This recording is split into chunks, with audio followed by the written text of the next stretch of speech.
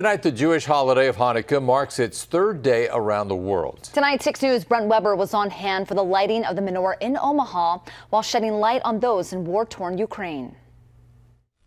Light one candle of truth, dispel the darkness. The best way to do it is with a little bit of honey, a little bit of excitement, or a lot of excitement and happiness and joy. And joy really does spread or does split and penetrate all barriers.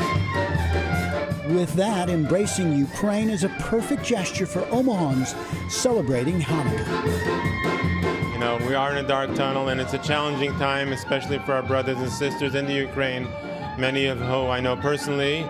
But we're, the same race, whether we know them personally or not. They still are one of us. The Festival of Lights is in fact also about music, what Rabbi calls the pen of the heart. In Judaism, music has always been front and center.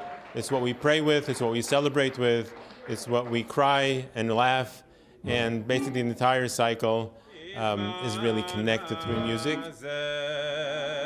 And for this celebration at Chabad in Omaha, Tumbala. These four men may live in America, but they play music that beats for their heart of their homeland, Ukraine.